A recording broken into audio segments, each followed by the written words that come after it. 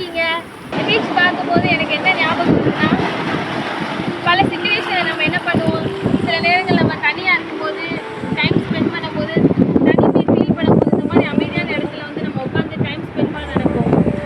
பல பாரங்கள் நம்மளை அழுத்தும் போது, சில பிரச்சனைகள் நம்மளுக்காக ஒரு மாதிரி நம்ம மனசு அழுத்தும் போது, நம்ம இந்த தனியாக அங்கே வந்து பீச்சில் வந்து உட்காருவோம். சில பேர் நினைப்பாங்க, இந்த மாதிரி நம்ம வாழ்றதுக்கு பேசாமலே போயிடலாம் அப்படின்னு சொல்லிட்டு கூட சில நேரம் தனிமையில் உணர்வோம். அப்பதான் சங்கீதத்தில் அழகான ஒரு வசனம் இருக்கு, தேவரே நீரே என் துணையும் என்னை விடுவிக்கிறவருமா இருக்கிறேன். ஒவ்வொரு அந்த நேரங்களில், தனிமையான நேரத்தில் இந்த உலகத்தில் யாருமே நம்மளுக்கு கை கொடுக்க மாட்டாங்க. நம்ம பெற்றவங்க நம்மளை மறந்துடுவாங்க, நம்மளோட கூட பிறந்தவங்க நம்மளுக்கு ஹெல்ப் பண்ண மாட்டாங்க. ஆனால் கடைசி வரையும் நமக்கு துணையாக இருப்பது தேவாதி தேவன் மாத்திரம் மட்டும்தான். அவர் தான் நம்மை விடுவிக்கிறவரும் கூட.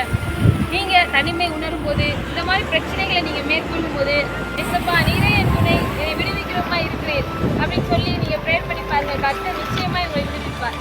ஆமென். God bless you.